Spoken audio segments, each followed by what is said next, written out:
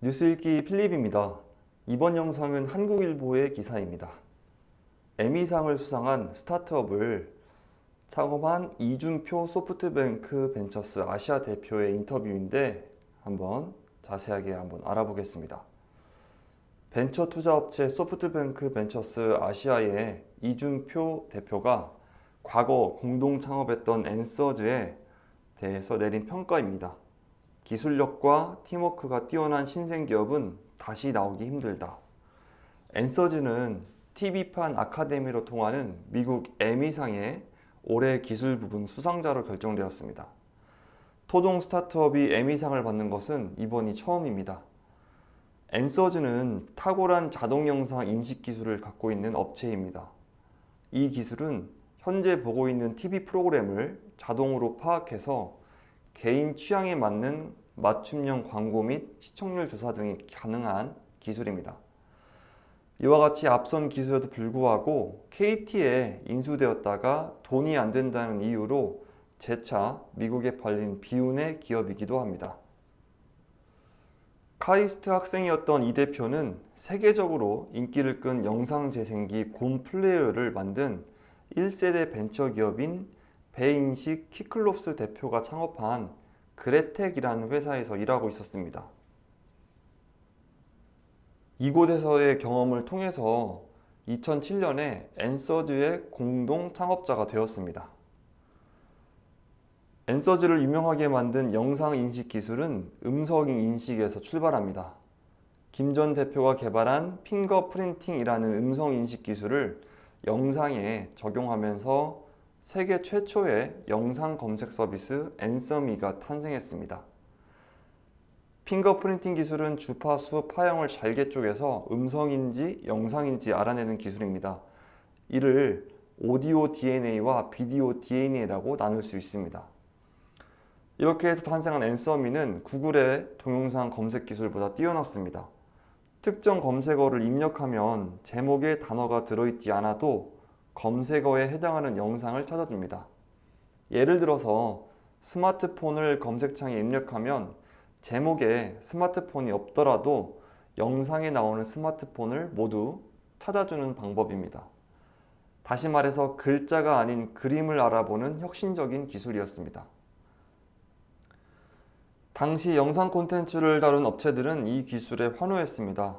구글은 인수까지 검토할 정도로 큰 관심을 가졌습니다. 또한 엔서즈는 애플 창업주 스티븐 잡스가 참여한 All Things Digital이라는 미국 IT 기술 발표회에도 등장해서 사람들을 놀라게 했습니다. 2010년 스티브 잡스 대담에 이어서 엔서즈가 무대에 올라서 이미지를 누르면 동영상이 재생되는 이미지 투 플레이 기술을 소개했습니다. 시연하는 순간 청중들이 일제히 환호를 부르던 그 순간을 지금도 잊지 못하고 있다고 합니다. 구글 못지않게 엔서즈 기술에 주목한 곳은 삼성전자였습니다. 당시 삼성전자는 사람들이 TV로 현재 무엇을 보는지 알 수 있으면 또 다른 사업 기회가 생길 것으로 봤습니다. 삼성전자는 엔서즈 기술을 TV에 넣고 싶었고 이번에 에미상을 받게 된 ACR 기술을 개발해서 삼성전자의 스마트 TV에 탑재하게 되었습니다. 하지만 삼성 이외의 다른 업체들도 ACR 기술을 원할지 알 수 없는 상황이었고 몇 년 동안 적자를 보며 기술을 개발해야 되는 상황 때문에 고민이 많았다고 합니다. 이때 KT가 기술의 진가를 알아보고 구원자로 나섰습니다. KT는 경영권 확보와 개발비 등으로 약 400억 원을 엔서즈에 투자했습니다. 몇 년 동안 적자를 봐도 상관없으니 계속 기술을 개발하라면서 전폭적으로 밀어줬습니다. 그러나 KT의 회장이 바뀌면서 적폐로 몰려서 공중분해 결정이 되었습니다. KT는 엔서즈 인력을 쪼개서 각 사업부로 보내기로 했습니다. 자신이 창업한 회사가 공중분해되는 것에 굉장히 실망한 이 대표가 직접 인수 대상자를 찾아 나서면서 엔서즈를 매각시키려는 시도가 시작이 되었습니다. 1년간 이 대표는 미국과 유럽에서 살다시피 했다고 합니다. 기업 수십 군데를 무작정 찾아갔고 문전박대도 부지기수로 당했습니다. 이러한 시도 끝에 그레이스 노트라는 회사가 엔서주의 기술을 원했습니다. 그레이스 노트 대표는 이렇게 뛰어난 기술을 왜 파냐며 의아했지만 어려운 상황을 설명하자 적극 인수하겠다고 나섰습니다. 당시에 그레이스 노트가 제안한 인수 가격은 3천만 달러로 당시 우리 돈으로 300억 원이 웃도는 액수였습니다. KT 역시 매각이 어려울 것이라 예상했지만 그레이스 노트의 인수 의향서를 보고 깜짝 놀랐습니다. KT는 청산하려던 기업 덕분에 300억 원을 벌게 된 셈입니다. 이렇게 해서 2015년 KT를 대신해서 공동 창업한 회사의 매각 작업을 이 대표가 마무리했습니다. 그리고 매각 작업이 마무리되는 날 사직서를 내었다고 합니다. 돌이켜보면 KT의 경영권을 넘기지 않았으면 당시 어땠을까 하는 생각이 든다고 합니다.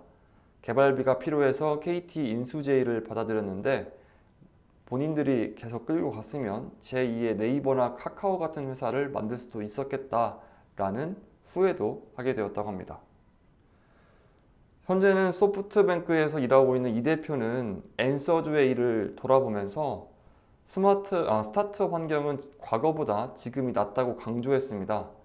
창업 당시 미국 리먼 브라더스 상태로 전 세계 경기가 좋지 않았고 그래서 투자받기가 힘들었습니다.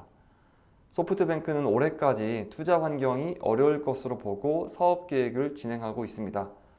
지금은 생존이 키워드입니다.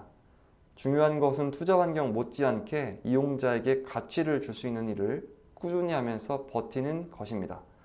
좋은 팀과 좋은 제품을 갖고 있다면 투자 환경이 좋지 않아도 투자받을 수 있다고 이 대표는 말했습니다.